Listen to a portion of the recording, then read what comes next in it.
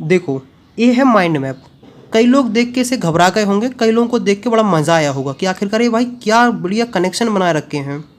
जो लोग देख के घबरा रहे हैं और जो लोग ज़्यादा एक्साइटेड हो रहे हैं, दोनों लोग के लिए एक इम्पॉर्टेंट बात है कि जब मैं इस माइंड मैप को एक्सप्लेन कर दूंगा ना, जितना भी टाइम लगेगा, लेकिन जब मैं पूरा एक्सप्लेन कर दूंगा ना, तो यकीन मानो तुम्हें बिल्कुल 10 मिनट के अंदर हर एक चीज़ तुम्हें समझ में आ जाएगी।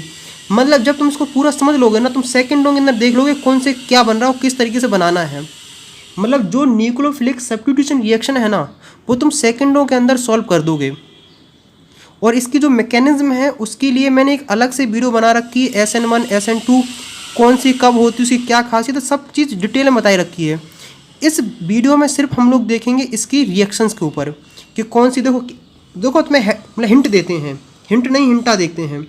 देखो, अल्काइल हैलाइड है, केओस से रिएक्शन कराओ, एल्कोहल बनता है। अब चलो इसको डिटेल में समझते हैं, एक एक बात सुनते जाना, नोट्स बनाते जाना। जब तुम माइंड में बना लोगे तुम्हें हर एक चीज़ बहुत आसानी से समझ में आ जाएगी। चलो स्टार्ट करते हैं अब।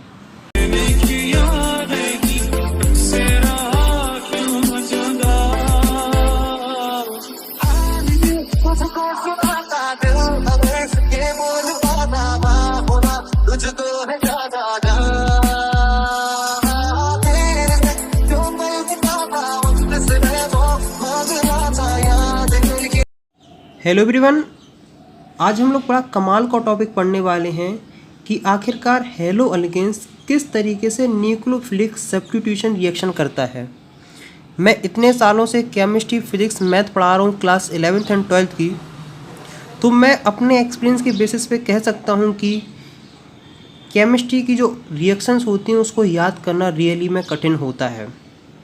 समझना बहुत आसान होता है लेकिन उसे थोड़ा याद करना कठिन होता है। तो इस चीज़ को हम लोग करेंगे माइंड मैप की हेल्प से। जो बच्चे नहीं जानते कि माइंड मैप क्या होता है, तो मैं बता दें, माइंड मैप नोट्स बनाने की एक ऐसी टेक्निक है जिसके नोट्स बनाने में टाइम भी कम लगता है, एनर्जी भी कम लगती है और याद भी जल्दी हो जाता है। और इसकी सबसे बड़ी खासियत ये है कि तुम्हारा पूरा टॉपिक सिर्फ एक पेज के अंदर कवर हो जाता है। और जितने कम स्पेस में तुम कोई चीज़ कवर करोगे ना, वो दिमाग में उतनी जल्दी सेट हो जाती है। तो मैं कह रहा हूँ कि जो न्यूक्लियोफिलिक सब्स्टिट्यूशन रिएक्शंस होंगी या फिर जितनी भी रिएक्शन होंगी, उन सबको हम माइंड मैप की हेल्प से समझेंगे।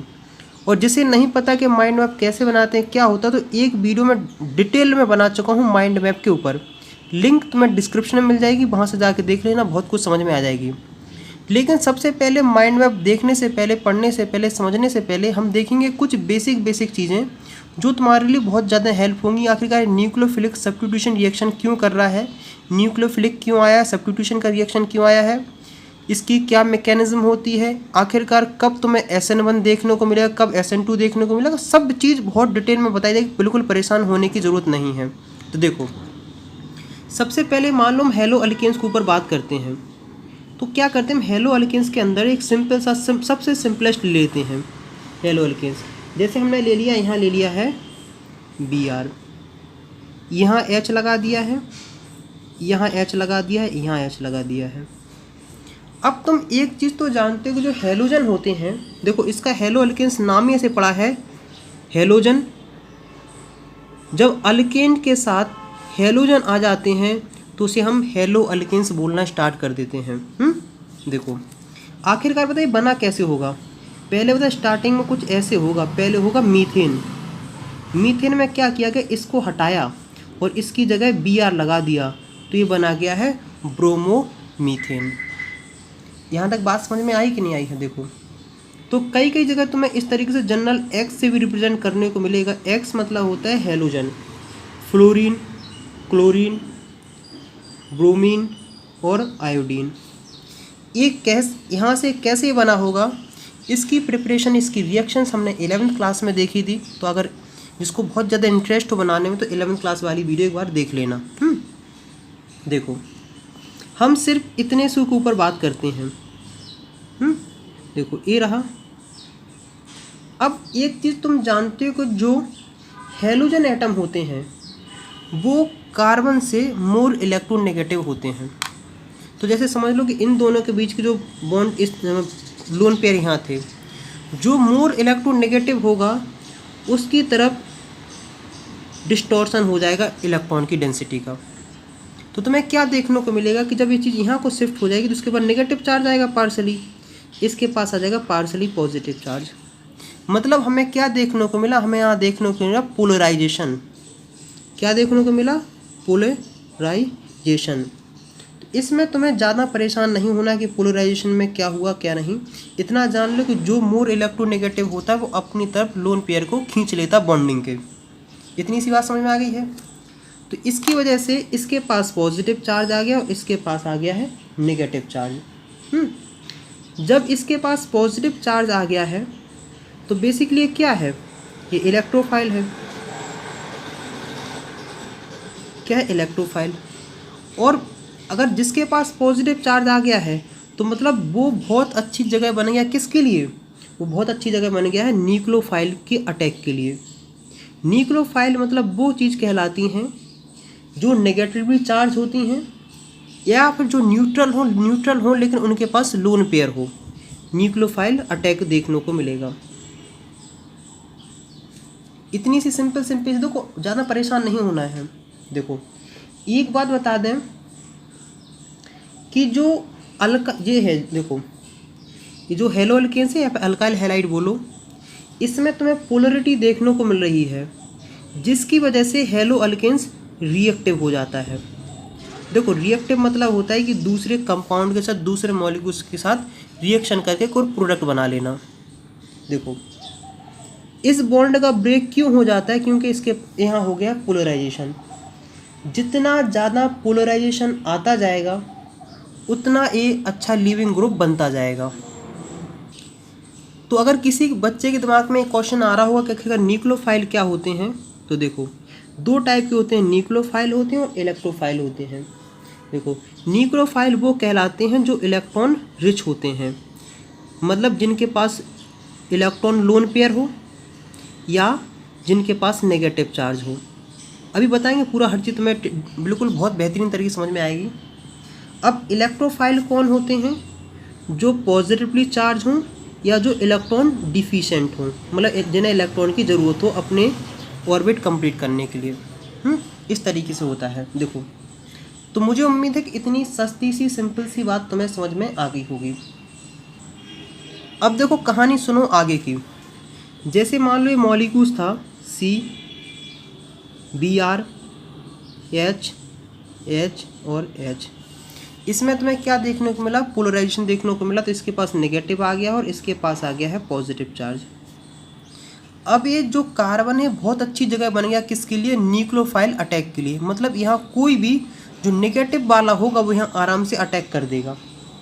तो यहाँ हम के मान के चलते हैं कि कोई न्यूक्लियोफाइल ये रहा, जनरल सा मान लेते हैं, जैसे सिंपल सा मान लेते हैं OH-। तो क्या करेगा ये जो न्यूक्लियोफाइल? ऐसा करेगा कि इसे BRO का क्या कर देगा? सब्स्टिट्यूट कर देगा। मतलब ये न्यूक्लियोफाइल BR की जगह अटैक मतलब जुड़ जाएगा। इतनी सी बात समझ में आई। तो तुम्हें जो प्रोडक्ट देखने को मिलेगा वो मिलेगा कि इसके पास न्यूक्लियोफाइल का क्या हो गया है? जुड़ गया है। तो इसलिए इस रिएक्शन को कहते हैं क्या? इस रिएक्शन को कहते हैं न्यूक्लियोफिलिक सब्स्टिट्यूशन रिएक्शन। क्योंकि इस रिएक्शन में सब्स्टिट्यूशन किसने किया? न्यूक्लियोफाइल ने। अब किसी बच्चे के दिमाग में ऐसा भी क्वेश्चन आ सकता है कि भैया ये हाइड्रोजन क्यों नहीं हटा है, Br ही क्यों हटा है? तो मैं बता दूं कि देखो यहाँ पोलराइजेशन ना के बराबर है और यहाँ पोलराइजेशन मैक्सिमम है।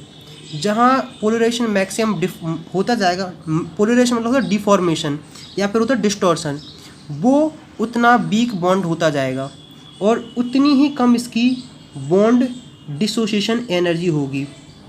मतलब ज़्यादा polarisation less bond dissociation energy, less bond dissociation energy मतलब बेटर लीविंग ग्रुप। तो इसलिए बेटर लीविंग ग्रुप। तो बेटर मतलब ऐसा क्या हुआ कि ए वाला बॉन्ड वीक है, ए वाला बॉन्ड इसके कंपैरिजन में स्ट्रॉन्ग है, इसलिए वाला जो अटैक हुआ तो ए वाली टूट गई है। जैसे देखो इस तरीके से याद रखो, जैसे मान लो मकान है, इस पे मान लो मतलब ये कमरा है तुम्हारा, इस पे लोगों ने अटैक किया, मतलब गुंडों ने अटैक किया, फिर डाकू ने अटैक किया। कुछ लोगों ने यहाँ से अटैक किया, कुछ लोगों ने यहाँ से अटैक किया, कुछ लोगों ने यहाँ से अटैक किया, कुछ लोगों ने यहाँ से अटैक किया। तो ये बताओ कि आखिरकार कौन सी साइड से दीवार टूटेगी? दीवार तो वहीं से टूटेगी जो साइड कमज़ोर होगी। तो हम मान के चलते हैं कि ये वाली दीवार कमज़ोर थी, तो ये वाली दीवार टूट जाएगी और यहाँ से चोर एंटर कर जाएंगे। ऐसे हुआ कि इसको चेक किया, इसको चेक किया, इसको चेक किया, इसको चेक किया, सबसे वीक बॉन्ड ये वाला निकला, तो इसको टूट गया और इसकी जगह आ गया है। अब देखो, एक तो मैं बहुत सिंपल सी बात बताते हैं कि जो न्यूक्लियोफाइल है, देखो बहुत ध्यान से रखना, वो ऐसे से स्ट्रॉन्गर होना चाहिए, क्योंकि सब्स्टिट्यूशन तहीं वहाँ देखने को मिलता है जब आउटसाइड वाला इनसाइड वाले से स्ट्रॉन्ग होता है। जैसे मान लो ये कोई सीट है, बस में बैठे हो और एक आदमी खड़ा हुआ है। अगर ये वाला आदमी तुमसे ज़्यादा स्ट्रॉन्ग होगा तो क्या तुम्हें सब्स्टिट्यूट नहीं कर देगा, तुम्हें उठा के यहाँ रख देगा साइड से, खुद जाके बैठ जाएगा। और अगर ये आदमी तुमसे कमज़ोर है तो तुम्हें उठाने की तो कोशिश करेगा, लेकिन तुम्हें यहाँ से सब्स्टिट्यूट नहीं कर पाएगा। तो इस बात का भी याद रखना कि जो हम न्यूक्लियोफाइल ले रहे हैं वो इस हैलाइड आयन से स्ट्रॉन्ग होना चाहिए। समझे कि नहीं समझे? और ये जो पूरा काम हो रहा है, पूरी प्रक्रिया हो रही है, इसी को हम लोग बोलते हैं न्यूक्लियोफिलिक सब्स्टिट्यूशन रिएक्शन। अब हम क्या करते हैं, जैसे मान लो सिंपल सा एग्जांपल ले लेते हैं, सी Br H H H H H और ये मान के चलते हैं कि OH माइनस। अब कई बच्चों के दिमाग में क्वेश्चन आ रहा हो, ये OH माइनस कहाँ से आ रहा है? चिंता नहीं करो, सब कराएंगे, घबराओ नहीं। तेरे को देखो, तो इसने पता क्या किया, इसको सब्स्टिट्यूट किया और इसकी जगह ये आ गया है। तो कंपाउंड बना कुछ इस तरीके से, मतलब क्या बन गया है, हेलोल्किन से क्या बन गया है, अल्कोहल बन गया है। यहाँ तक कोई दिक्कत, कोई समस्या? और ये वाला इसकी जगह बाहर आ गया है, तो Br माइनस। अब कई बच्चों के दिमाग में एक डाउट्स आ रहा होगा कि भैया ये OH माइनस कहाँ से आए, क्योंकि कई लोग आयनिक फॉर्म में रिएक्शन नहीं समझ पाते, मुझे पता है। देखो, जैसे हम मान के चलते हैं कि एक कोई मान लो एक ऑर्गेनिक सॉल्वेंट है, ऑर्गेनिक सॉल्वेंट। चलो इसको हम दूसरे तरीके समझते हैं। जैसे मान लो एक क्या है, कंटेनर है, इसके अंदर भरा हुआ है पानी, मतलब ग्लास है। इसके अंदर अगर हम क्या डालते हैं, NaCl डालते हैं, तो जब इसको NaCl इसमें डालोगे तो इसमें किस में, आयंस में आ जाता है कि नहीं आ जाता है, Na प्लस और Cl माइनस में। अगर तुम इसके अंदर NaOH डालोगे तो Na प्लस और OH माइनस में नहीं हो जाएगा ब्रेक। इसी तरीके से मान लो कोई एक सॉल्वेंट है, तो इसमें मान लो हमने कोई एक कंपाउंड डाल दिया, मतलब इस ऐसा डालते हैं जिसके अंदर जिसके पास OH हो। जैसे हमने डाल दिया इसमें क्या, KOH। इसको डालोगे तो ये पता किस में हो जाएगा, K प्लस में हो जाएगा और OH माइनस में हो जाएगा। तो मान के चलते हैं, तो कुछ तरीके समझो इस बात को। देखो, मान लो K प्लस के मॉलिक्यूल्स ये रहे,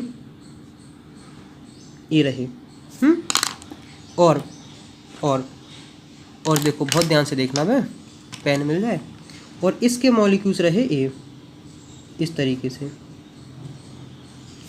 और बेसिकली हम मान के चलते हैं कि इसके मॉलिक्यूल्स थे पिंक, मतलब KOH को डाला तो इन दो कैटाइंस आयंस में मिल गया हमें। अब एक चीज़ और देखने वाली बात है, क्या है कि देखो कि ये जो अपने पास हेलोअल्केन्स है, ये रहा हेलोअल्केन्स, इसके भी मॉलिक्यूल्स इसके अंदर प्रेजेंट होंगे कि नहीं होंगे? जो तुम्हारे पास हेलोअल्केन्स है, बेसिकली ये क्या है, ये है इलेक्ट्रोफाइल। इलेक्ट्रोफाइल मतलब ये होता है कि इसको नेगेटिव चार्ज की चाहत है, या फिर कह सकते हैं कि ये न्यूक्लियोफाइल को इन्विटेशन दे रहा है, मतलब न्यूक्लियोफाइल से कह रहा है कि तुम मुझे आके छेड़ो।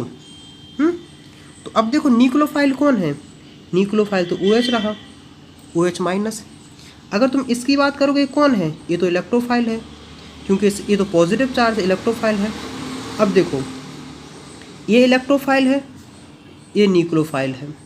इलेक्ट्रोफाइल न्यूक्लियोफाइल में हो जाएगी बहुत अच्छी सी मोहब्बत। तो क्या होगा कि इन दोनों का रिएक्शन हो जाएगा।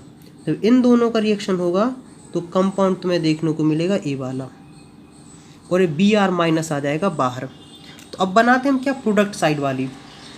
देखो प्रोडक्ट मान लो इस तरीके से रहा, इसके मॉलिक्यूल्स हमने मान लिया है इस तरीके से हैं ब्लू कलर से, और इसके मॉलिक्यूल्स मान लिए हमने इस तरीके से हैं, और ये हम मान के चलते हैं कि ये रहा कोई सॉल्वेंट जिसके अंदर डाले जाते हैं। सॉल्वेंट जैसे मान लो क्या होता है, अगर मान लो तुम्हें नींबू पानी बनाना है तो नींबू पानी में सॉल्वेंट कौन होता है, सॉल्वेंट होता है वाटर। नींबू पानी कैसे बनाते हैं मुझे तो पता नहीं, जैसे मान लो शायद नमक डालते कि नहीं, शायद चीनी डालते हैं। देखो क्या शुगर डालते हो और क्या डालते हो, नींबू डालते हो, तो इस तरीके से नींबू पानी बन जाता है। लेकिन सॉल्वेंट क्या है, वाटर है। मतलब जो ज़्यादा मात्रा में होता है उसे सॉल्वेंट बोलते हैं, जो कम मात्रा में होता है उसे सॉल्यूट बोलते हैं। सॉल्यूट और सॉल्वेंट।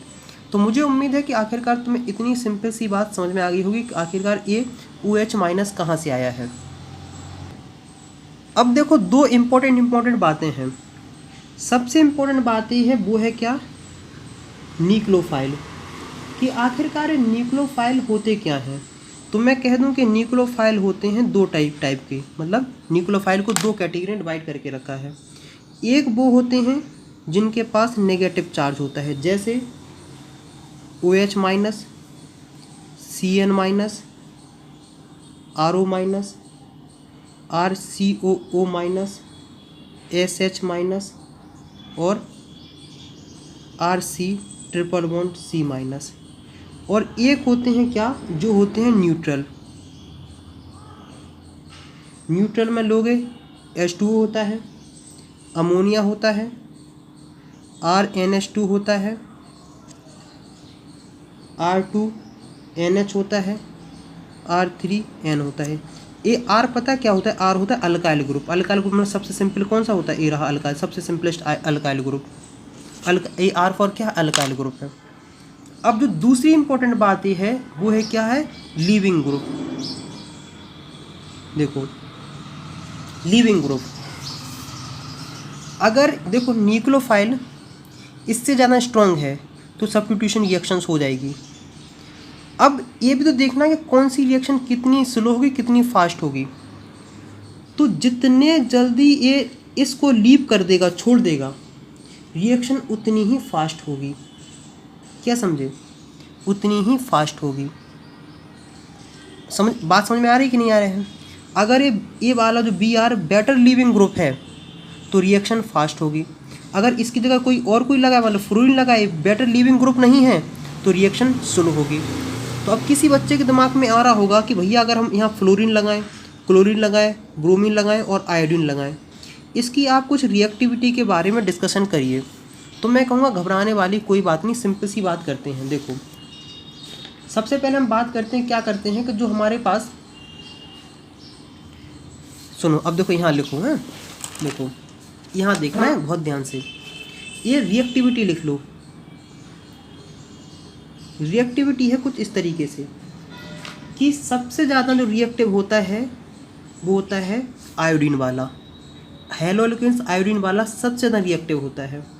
उसके बाद होता है ब्रोमीन वाला, उसके बाद होता है क्या, क्लोरीन वाला, और सबसे कम लेस्ट रिएक्टिव होता है वो होता है फ्लोरीन वाला। मतलब CiHH,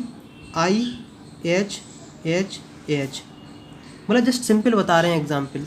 मतलब ये वाला, मतलब इसकी जगह कोई भी हो सकता है अल्काइल ग्रुप, जैसे ये भी हो सकता है। अगर जो नहीं जानते कि अल्काइल ग्रुप क्या होता है तो एक बार 11th क्लास वाले टॉपिक ज़रूर देख लेना। क्या है ये क्या है, आयोडे है, आयोडो ईथेन।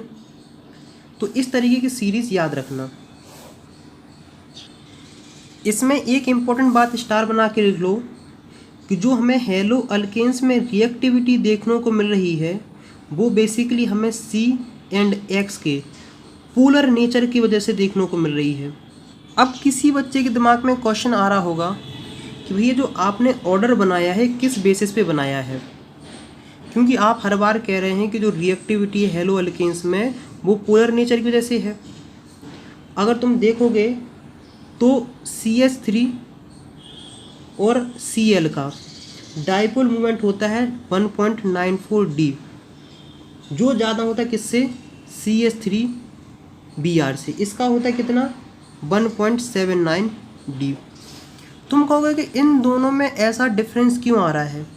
इसका मतलब ये है कि इसको यहाँ आना चाहिए, इसको यहाँ आना चाहिए। तो मैं बता दूं कि जो तुम्हारे पास रिएक्टिविटी जो ऑर्डर देखने को मिल रहा है ना, वो बेसिकली सी और एक्स के क्लीवेज पे डिपेंड करता है ना कि कितने अच्छे से ब्रेक होगा, और वो डिपेंड करता है बॉन्ड डिसोसिएशन एनर्जी पर। जिस बॉन्ड की जितनी कम बॉन्ड डिसोसिएशन एनर्जी होगी वो उतना ज़्यादा रिएक्टिव होगा। तो इसका मतलब ये है कि ये वाले बॉन्ड, इसकी बॉन्ड डिसोसिएशन एनर्जी सबसे कम है, इसकी उससे ज़्यादा है, इसकी उससे ज़्यादा है, और सबसे ज़्यादा बॉन्ड डिसोसिएशन एनर्जी किसकी है? आर और एफ की। मतलब फ्लोरो अल्केन्स की सबसे ज़्यादा बॉन्ड डिसोसिएशन एनर्जी है। देखो बॉन्ड डिसोसिएशन एनर्जी ऐसी तरीके से, मान लो तुम दो दोस्त लोग हो, एक दूसरे से हाथ मिलाए हो, एक दूसरे का हाथ पकड़े हो,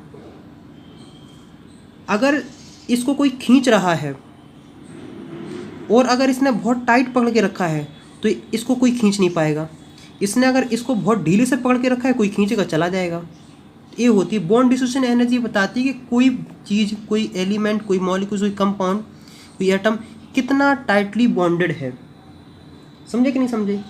तो जितनी ज़्यादा बॉन्ड डिसोसिएशन एनर्जी होगी उतनी कम उसकी रिएक्टिविटी होगी। तो मुझे उम्मीद है कि इतनी बेसिक बातें समझ में आ गई होंगी। अब हम बात करने वाले हैं माइंड मैप के ऊपर। माइंड मैप पढ़ने से पहले आखिरकार हम क्या करते हैं, एक जनरल से एक रिवाइज कर लेते हैं। तो रिवीजन में क्या देखा कि आखिरकार रिएक्शन क्यों हो रही, क्योंकि इसमें पोलरिटी आ रही है। पोलरिटी आ रही तो जिसकी वजह से न्यूक्लियोफाइल इसके ऊपर अटैक कर पा रहा है, इस पर सब्स्टिट्यूशन रिएक्शन देखने को मिल रही है। सब्स्टिट्यूशन देखने के लिए न्यूक्लियोफाइल इस बारे से स्ट्रॉन्ग होना चाहिए, तभी सब्स्टिट्यूशन होगी। और बात करते हैं कि जितना अच्छा ये लिविंग ग्रुप होगा उतनी फास्ट रिएक्शन होगी। फिर हम लोग आगे आज चलते हैं। फिर हमने देखा कि OH माइनस कहाँ से आया। OH माइनस ऐसे हुआ आया है कि जैसे KOH को इसके अंदर सॉल्वेंट के अंदर तुमने डिजोल्व किया, जब डिजोल्व किया तो आयंस के अंदर ब्रेक हो गया, तो आयंस में वो OH माइनस मतलब आयंस एनाइंस आ गया तुम्हारे पास। अब बात करते हैं कि रिएक्टिविटी की। जैसे रिएक्टिविटी अगर हम सबसे पहले बात करते हैं तो रिएक्टिविटी में देखा है कि रिएक्टिविटी सीरीज है कुछ इस तरीके से। वो जो रिएक्टिविटी डिपेंड कर रही है पोलराइजेशन पे डिपेंड नहीं कर रही, वो डिपेंड कर रही है बॉन्ड डिसोसिएशन एनर्जी पे। मतलब जितनी कम बॉन्ड डिसोसिएशन एनर्जी होगी वो कंपाउंड उतना ज़्यादा रिएक्टिव होगा, और जिसकी बॉन्ड डिसोसिएशन एनर्जी सबसे ज़्यादा होगी वो उतना ही लेस रिएक्टिव होगा। तो RF की जो बॉन्ड डिसोसिएशन एनर्जी होती है वो सबसे ज़्यादा होती है। मतलब ए वाला बॉन्ड ब्रेक करना सबसे कठिन होता है, और ए वाला बॉन्ड ब्रेक करना सबसे आसान होता है। अब अगर यही सब पढ़ना है तो 11th क्लास की केमिकल बॉन्डिंग पढ़ लेना, और डिटेल में समझाया गया है। अब बात करते हैं माइंड मैप के ऊपर। देखो अब चलो हम बात करते हैं माइंड मैप के ऊपर। देख के घबराना नहीं, बहुत आसान है, बहुत आसानी से हो भी जाएगा। देखो रास्ते बनेंगे, बहुत जल्दी याद होगा। अगर तुम इसको नोट के फॉर्म में बनाना चाहते हो नोट्स के फॉर्म में बना लो, कोई दिक्कत नहीं है। देखो जैसे मान लो हमने ले लिया क्या, हेलो अल्केन्स। हेलो अल्केन्स की जनरल फार्मूला क्या है, RH, मतलब कुछ से कोई हेलोजन अटैच होना चाहिए। तो अब तुम्हें जो भी कोई पाथ अच्छा लगे वो उसे पकड़ लो। देखो अगर हेलो अल्केन्स की रिएक्शन कराते तुम किससे, KOH से, तो कंपाउंड बनता है क्या, एल्कोहल। ये रही उसकी एक एग्जाम्पल। CH3CH2Br + KOH, ये बनता है इथेनॉल। अब बात करते हैं कि अगर तुम हेलो अल्केन्स की रिएक्शन कराते हो NaOR, तो कंपाउंड बनता हमारे पास क्या, ईथर। ये रहा उसका सिंपल सा कोई भी एक एग्जाम्पल। आखिरकार ईथर क्या होता है, इसी रिएक्शन को हम लोग बोलते हैं विलियमसन सिंथेसिस। तो ये एक प्रकार की एक नेम रिएक्शन है। मतलब पहले इसको डाल दो नंबर, दूसरा इसको नंबर डाल दो, तीसरा इसे डाल दो, चौथा, पाँचवा, छठवां, सातवां, आठवां, नौवां, 10वां और 11वां। मतलब हमारे पास कितनी रिएक्शन है, हमारे पास टोटल हैं 11 रिएक्शन। अब इसमें थोड़ा और इंटरेस्टिंग हम बनाते हैं कि देखो ये जो लिखे हुए हैं, देखो ये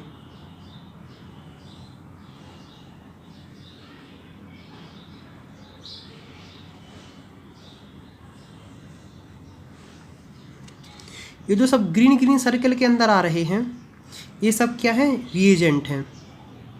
तो अगर तुम KCN की रिएक्शन कराओगे तो KCN की बनता है ए कंपाउंड, अगर इसका कंपाउंड और आगे कराओ तो ये रिएक्शन बनती जाती है। तो मेरा कहना है कि अगर इसको तुम अपनी कॉपी में बनाओगे तो तुम्हें ज़्यादा अच्छे तरीके से ये चीज़ समझ में आएगी।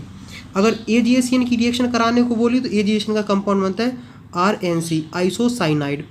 अगर तुम KCN की कराते हो तो बनता है अल्काइल साइनाइड। इसका अगर तुम कोई नाम लिखना चाहे इसका नाम होगा इथाइल साइनाइड। अगर तुम इसकी रिएक्शन कराते हो अमोनिया से, ये अमोनिया होता है, तो कंपाउंड बनता है ये अमीन। इसकी अगर तुम और रिएक्शन कराते जाते हो तो कंपाउंड इस तरीके से बनते जाएंगे। समझे कि नहीं समझे? इसी रिएक्शन को बोलते हैं हम क्या, देखो हमारे पास एक दूसरी नेम रिएक्शन मिल गई है। देखो इसी रिएक्शन को हम लोग क्या बोलते हैं, इसी रिएक्शन को हम लोग बोलते हैं हॉफमैन अमोनोलिसिस। अमोनोलिसिस का मतलब समझो कि अमोनिया से रिलेटेड है, और लिसिस मतलब ब्रेक डाउन कर रहा, अमोनिया सब्स्टिट्यूशन रिएक्शन कर रहा है।